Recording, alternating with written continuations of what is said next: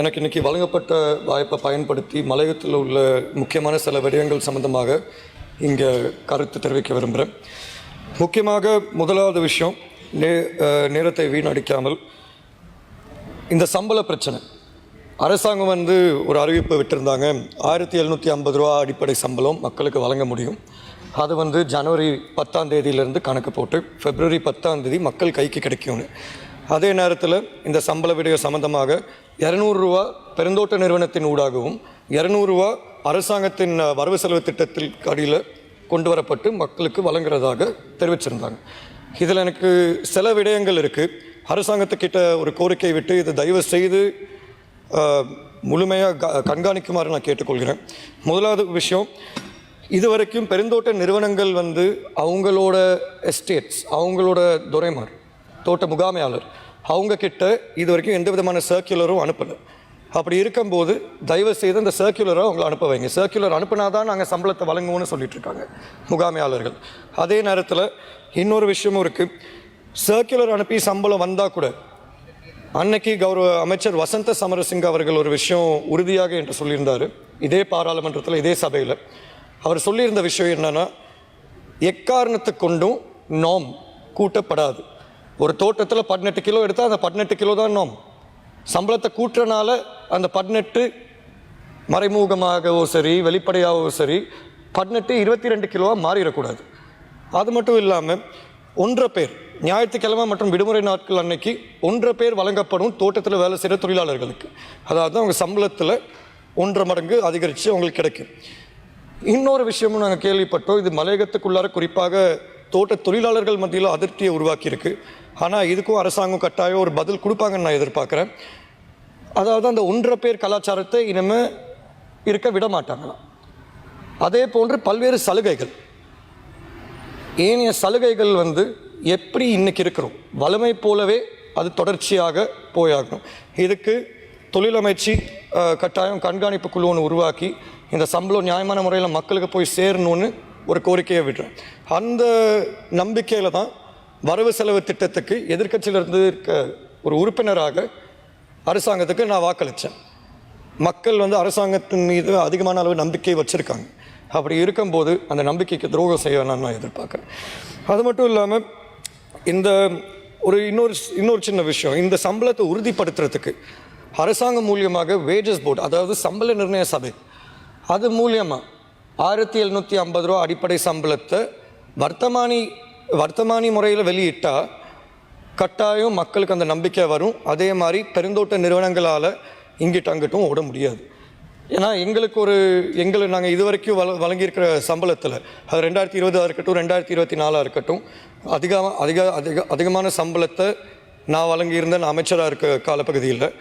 அப்படி இருக்கும்போது நிறைய இடத்துல பெருந்தோட்ட நிறுவனங்கள் அவங்களோட தாந்தோன்றித்தனம் மூலியமாக முகாமையாளர் மூலியமாக பல்வேறு இடத்துல பல்வேறு பிரச்சனைகளை உருவாக்கியிருந்தாங்க. அப்படி இருக்கும்போது அந்த கெசட், அந்த வர்த்தமானி வெளியிட்ட பிற்பாடு தான் பெருந்தோட்ட நிறுவனங்களை அடக்க முடிஞ்சிச்சு. தயவு செய்து தொழிலமைச்சின் ஊடாக சம்பள நிர்ணய சபையை கூட்டி அந்த வர்த்தமானியை வெளியிடுமாறு ஒரு கோரிக்கை விடுறேன். இன்னைக்கு இன்னொரு பிரச்சனையும் இருக்குது. இந்த 1750 ரூபா அடிப்படை சம்பளம்னு சொன்னோன்னே உண்மைக்கும் பெருந்தோட்ட நிறுவனங்கள், லாபத்தை பார்க்குற பெருந்தோட்ட நிறுவனங்கள் நஷ்டத்தை மட்டும்தான் காமிச்சிட்டு இருக்காங்களே தவிர அவங்க லாபத்தை மறைமுகமாக ஒழிச்சிட்ருக்காங்க. இந்த லாபத்தை காமிக்கிற பெருந்தோட்ட நிறுவனங்களை பொறுத்த வரைக்கும் ஒரே ஒரு சின்ன விஷயம், 1750 ரூபா சம்பளத்தை அரசாங்கம் வழங்குறேன்னு சொன்னாங்க, அதை நான் வரவேற்கிறேன். ஆனால் அதே நேரத்தில் இன்னைக்கு பல்வேறு பகுதிகளில், குறிப்பாக தெனியாயாக இருக்கட்டும், கேகால் மாவட்டமாக இருக்கட்டும், பல்வேறு பகுதிகளில் அவங்க எல்லா தொழிலாளர்களையும் அவசரமாக அவுட்க்ரோவர் சிஸ்டமுக்கு மாற்றுறாங்க. ஒரு பெருந்தோட்ட நிறுவனம் அவுட்க்ரோவர் சிஸ்டம் மூலியமாக பண்ணுறாங்களோ, நாள் கூலி சம்பளம் மூலியமாக பண்ணுறாங்களோ, அது அந்த பெருந்தோட்ட நிறுவனத்தோட பிரச்சனை. எனக்கு அவுட்க்ரோவர் சம்மந்தமாக எந்த விதமான பிரச்சனையும் கிடையாது. எனக்கு இருக்கிறது ஒரே ஒரு சின்ன குறைபாடு தான். அது ரெகுலேட்டட் கிடையாது. It is not regulated.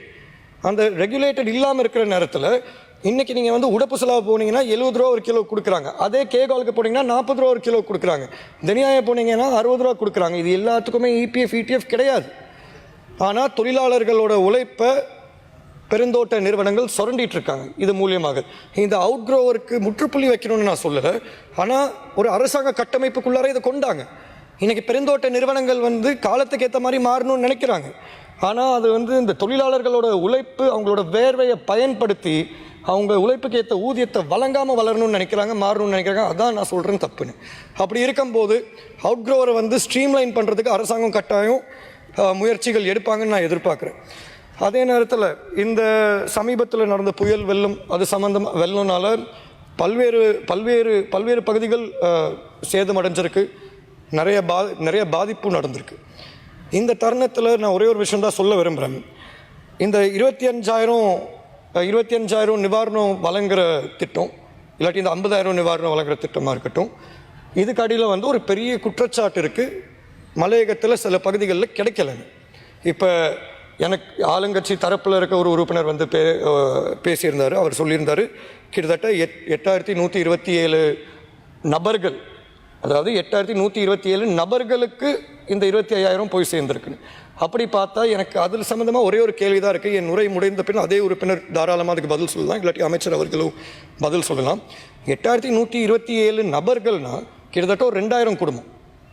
ஆனால் டிஎம்சி ரிப்போர்ட் ஜனாதிபதி மூலியமாக அங்கீகரிக்கப்பட்ட அந்த டிஎம்சி ரிப்போர்ட்டுக்கு அடியில் கிட்டத்தட்ட 6,691 குடும்பங்கள் இருக்குது.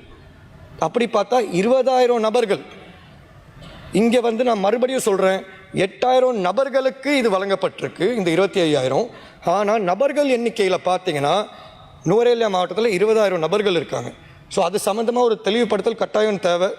அது மட்டும் இல்லாமல் இந்த கிராம சேவக்காக இருக்கட்டும், இல்லாட்டி அங்கே இருக்கிற ஏஜியாக இருக்கட்டும், நிறைய இடத்துல வேலை செய்கிறாங்க, நான் இல்லைன்னு சொல்லலை. ஆனால் அதே நேரத்தில்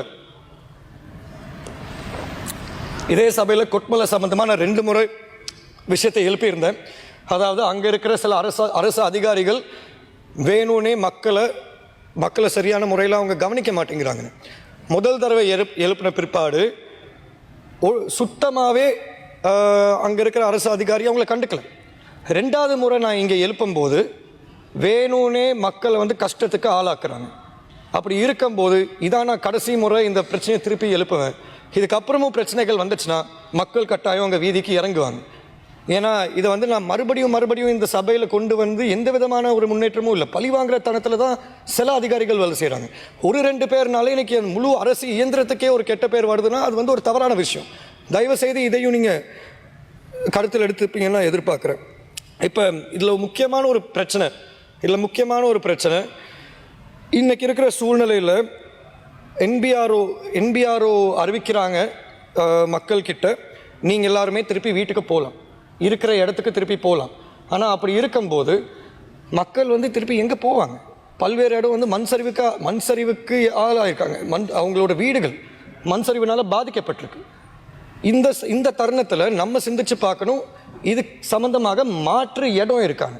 இன்றைக்கி பெருந்தோட்ட நிறுவனத்தை பொறுத்த வரைக்கும் எனக்கு ஜனாதிபதி அவர்கள் ஒரு விஷயம் சொல்லியிருந்தார், அதை என்னால் ஏற்றுக்கொள்ள முடியாத ஒரு விஷயம். அன்னைக்கு நடந்த அந்த மாவட்ட கூட்டத்தில் ஜனாதிபதி அவர்கள் சொல்லியிருந்தார், 1.5 லட்சம் பேருக்கு கிட்டத்தட்ட 9 லட்சம் ஏக்கர் தேவை. இப்போ அப்படி பார்த்தா அது வந்து 6 பர்ச் தான் ஒரு குடும்பத்துக்கு. 1.5 லட்சம் குடும்பத்தை பொறுத்த வரைக்கும் அவங்களுக்கு வந்து 10 பர்ச் காணி தேவைப்படும். இன்னைக்கு பெருந்தோட்ட நிறுவனங்களில் 2,04,000 ஹெக்டேர் இருக்குது. முழு கௌரவ உறுப்பினர் அவர் பேசிட்டு அவர் அதுக்கு பதில் மட்டும் சொல்லிடட்டும், அதுக்கப்புறம் நான் எனக்கு கருத்து. ගරුමන්ත්‍රීතුමා විශේෂයෙන්ම තොන්ඩුබන් මැතිතුමා මතු කරපු ප්‍රශ්නය සම්බන්ධයෙන් නුවරඑළිය දිස්ත්‍රික්කයේ මේ වෙනකොට ආපදාවට පත්වෙච්ච අපේ සහෝදර ජනතාව වෙනුවෙන් රුපියල් 25,000 මූලික දීමනාව 8,127 දෙනෙකුට ලබා දීලා තියෙනවා. දිසාපත්තුමිය වාර්තානුව 100%ක් මේ වෙනකොට දීලා තියෙනවා. ඒ අතරේ රුපියල් 50,000 බැගින් 1,190ක් අදාළ ප්‍රමාණයට ලබා දීලා තියෙනවා. ඒ වගේම පාසල් දරුවන්ගේ රුපියල් 15,000 දීමනාවත් 1,306 දෙනෙකුට දීලා තියෙනවා. එතකොට මේ විදිහට මේ දැනට දිසාපත්තුමිය 100%ක් සහතික කරලා තියෙනවා, මුදල් ප්‍රමාණය දීලා තියෙනවා. යම් ප්‍රාදේශීය ලේකම් කොට්ටාසවල හෝ යම් බිමේ මොන හරි ගැටලු තියෙනවා නම් නැවත දේශපාලඥයන් විදියට සහ නිලධාරීන් විදියට ඒ පිළිබඳව හොයලා බලලා කටයුතු කරන්න. හරි ගරුමන්ත්‍රීතුමා කතා කරන්න. கௌரவ உறுப்பினர் அவர்களே, எனக்கு அதில் தான் பிரச்சனையே இருக்குது. ஏன்னா இந்த நான் சொல்கிற தகவல் வந்து என்னோட தனிப்பட்ட ரீதியாக சேகரிக்கப்பட்ட தகவல் கிடையாது. இது வந்து இலங்கை தொழிலாளர் காங்கிரஸோட தகவல் கிடையாது. இது டிஎம்சி டிசாஸ்டர் மேனேஜ்மெண்ட் கமிட்டியோட தகவல். 6691 குடும்பங்கள் பாதிக்கப்பட்டிருக்கு. அப்படி இருக்கும்போது நீங்கள் 8127 நபர்களுக்கு தான் அந்த 25,000 வழங்கியிருக்குன்னு சொல்கிறீங்க. எனக்கு அதில் ஒரு சின்ன பிரச்சனை என்னன்னா, இன்னைக்கு உங்கள் கணக்குப்படியே பாக்கி கிட்டத்தட்ட ஒரு 14,000 பேர் இருக்காங்க. ஆனால் நீங்கள் சொல்கிறீங்க அரசு அதிகாரிகள் மூலயமா இவங்களோட வீடுகள் தான் முழுமையாக பாதிக்கப்பட்டிருக்கு. அதையும் ஏற்றுக்கொள்கிறோன்னு சொல்லுங்களேன். ஆனால் நீங்கள் சொல்கிற ஒரு விடயம் 100% வழங்கப்பட்டிருக்கு. அப்புறம் பாக்கி இருக்கிற மக்கள் ගරු මන්ත්‍රීතුමා තව විනාඩි 2ක් කාලයක් පමණ තියෙන්නේ.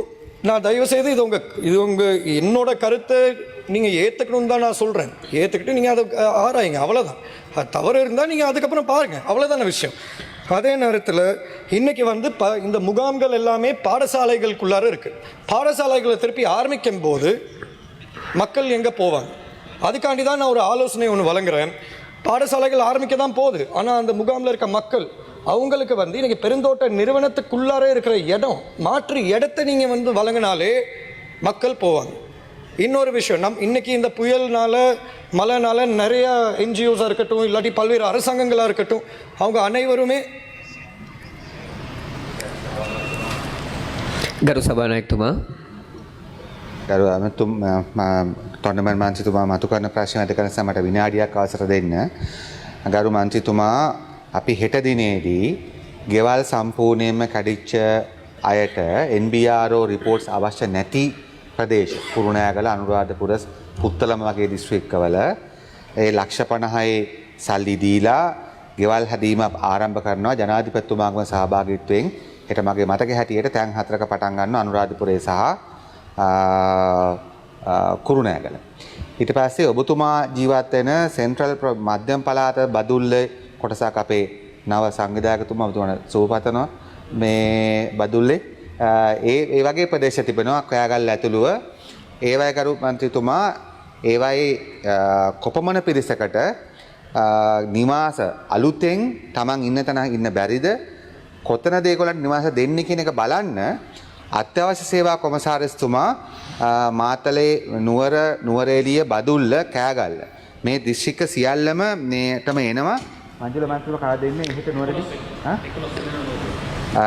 මේ 11 වෙනිදා අත්‍යවශ්‍ය සේවා කොමසාරිස් එනවා උදේ 9ට 11 වෙනිදා උදේ 9ට නුවරඑළියට. ඒතකොට අන්න එතෙන්දී ඔබතුමාලටත් සහභාගී වෙන්න පුළුවන් අවශ්‍ය නම් එතෙන්දී පුළුවන් හරියටම කතා කරගන්න කොපමණ ජනතා ප්‍රමාණයකට ගෙවල් තමන්ගේ ප්‍රදේශම හදාගන්න බැරිද, අපිට ටවුන්ෂිප්ස් වලට යන්න වෙනවද, ගෙවල් ෆ්ලැට්ස් ගොඩක් හදන්න වෙනවද, තනි තනිව හදන්න පුළුවන්ද? ඒ නිසා හැම දිස්ත්‍රික්කයකටම එතුමා එනවා. මේ හැම දිස්ත්‍රික්කයකම මේ කතා කරන්න අත්‍යවශ්‍ය සේවා කොමසාරිස්ව යවලා තිබෙන නියෝග කළ ස්තුතියි ගරු සභානායකතුමා. ගරු මන්ත්‍රීතුමා අවසන් කරන්න දෙන්න. நன்றி கௌரவ அமைச்சர் அவர்களே. அதே நேரத்தில் 11ஆம் தேதி கட்டாயாரில் நாங்கள் கலந்து கொள்வோம். ஆனால் ஒரே ஒரு சின்ன விஷயம், இப்போ பெருந்தோட்ட பகுதியை பொறுத்த வரைக்கும் உண்மையான விஷயம், NBROவில் இருக்கவங்களோட அதிகாரிகள் உண்மைக்கும் அவங்க கிட்ட நிறைய வேலைகள் இருக்கிறனால இந்த புயல்னால எல்லா இடத்துக்கும் ஒரே சமயத்தில் போக முடியல. ஸோ பல்வேறு பகுதிகளில் NBRO ஆஃபீஸர்ஸ் இன்னும் போகாமல் இருக்கிறாங்க. அதனால தான் நாங்கள் வந்து சொன்னோம், பெருந்தோட்ட நிறுவனத்தோடு பேசிக்கிட்டு அவங்களுக்கு ஒரு மாற்று இடத்த கொடுத்தா கூட காசு அரசாங்கத்திலேருந்து வரட்டும், வீடு வரட்டும், ஆனால் அந்த இடத்த வழங்கினா கூட இன்றைக்கி இருக்கிற NGOஸாக இருக்கட்டும், இல்லாட்டி டோனர்ஸாக இருக்கட்டும், வெளிநாட்டு அரசாங்கங்களாக இருக்கட்டும், அவங்க வந்து மலையகத்தில் வீடு கட்டுற பணியை தொடங்க முடியும். ஏன்னா நம்மள்ட்ட இருக்க ஒரு பெரிய பிரச்சனை என்னன்னா, வடக்கு கிழக்கில் இந்திய அரசாங்கம் 28,000 வீடை கட்டியிருக்காங்க. மலையகத்தில் 4,000 வீடு கட்டுறதுக்கு 10 வருஷம் ஆயிருக்கு. உங்களோட அரசாங்கத்தாலே 2 வருஷத்தில் எத்தனை வீடு முழுமையாக கட்டி முடிச்சிருக்க முடியும்னு சொல்ல முடியுமா? முடியாது. இதுக்கு தப்பு வந்து உங்க மேலேயோ எங்க மேலேயோ கிடையாது. ගරු මන්ත්‍රීතුමා කාලය අවසానයි. இந்த தவறு வந்து அங்க வாழ்ற மக்களுக்கு காணி உரிமை கிடையாது. காணி உரிமை இல்லாத பட்சத்தில் பெருந்தோட்ட நிறுவனங்கள் சொல்றாங்க, நீங்க தோட்டத்தில் வேலை செஞ்சா உங்களை மனுஷனா மதிக்கிறோம், தோட்டத்தில் வேலை செய்யலைன்னா நாங்க வந்து உங்களை கை கழுவுவோம். அடையாளம் இல்லை. அதனால தான் நாங்கள் வந்து இது ஒரு ஆலோசனையாக முன்வைக்கிறோம். இந்த காணி மாற்று இடம் அதை இது ஒரு அனர்த்தம் தான். ஆனால் இது ஒரு வாய்ப்பாக பயன்படுத்தி மக்களுக்கு காணியை வழங்கினா நாளைக்கு பிரச்சனைகள் வராதுன்னு தான் நான் சொல்லுவேன். ගරු මන්ත්‍රීතුමා 1 minute. You can deduct from that time. நான் பேசி முடிச்சு ஒரு நிமிஷம். කාලය පිළිබඳ ප්‍රශ්නයක් கௌரவ அமைச்சர் அவர்களே, எனக்கு உங்கள் மேலே நிறையா மரியாதை இருக்குது, உங்களுக்கும் என்னை பற்றி நல்லாவே தெரியும். ஒரே ஒரு விஷயம், ஒரு சின்ன கோரிக்கை, உங்களோட உறுப்பினர்கள் கிட்ட நீங்கள் வந்து அப்பப்போ ஒரு பாடம் எடுக்கணும். திருப்பி திருப்பி என்ன விமர்சித்து வேலை நடக்க போகிறது கிடையாது. திருப்பி திருப்பி ஏன் தனிப்பட்ட வாழ்க்கையை பற்றி பேசியும் எந்த வேலையும் நடக்க போகிறது கிடையாது. உங்கள் எல்லாருக்குமே நல்லா தெரியும், இங்கே ஆளுங்கட்சியில் இருக்க எல்லா உறுப்பினர்கள்கிட்டையும் நான் சொல்கிறேன், நீங்கள் வந்து மறைமுகமாக சபைகளை அமைக்கும் போது எல்லாரும் ஆதரவு கொடுப்பாங்க. அன்னைக்கு காங்கிரஸும் ஜீவன் தொண்டமான் மட்டும்தான் வெளிப்படையாக சொன்ன நாங்கள் உங்களுக்கு ஆதரவு வழங்குறோன்னு. இன்னைக்கு வந்து பல்வேறு பகுதிகளில் மறைமுகமாக உங்களை சபைக்கு கொண்டு மறைமுகமாக சபைக்கு உங்களை கொண்டு வந்தவங்க திருப்பி அந்தந்த கட்சியில் ஒன்றும் தெரியாத மாதிரி உட்காந்துருக்காங்க. நாங்கள் வெளிப்படையாக உங்களை சபையில் கொண்டு வந்தோம். மலையகத்தில் ஒரு பகுதியில் நாங்கள் உங்களை தோக்க விடல. அதுக்கு காரணம் மக்கள் உங்க மேல வச்சிருக்க நம்பிக்கை. தயவு செய்து உங்களோட ඊට වඩා කාලය අවසන් ලබා දෙන්න අමාරුයි ගරු මන්ත්‍රීතුමා. දේවානන්ද සුරවීර ගරු මන්ත්‍රීතුමා ඔබතුමාට විනාඩි 9ක් කාලයක් තිබෙනවා.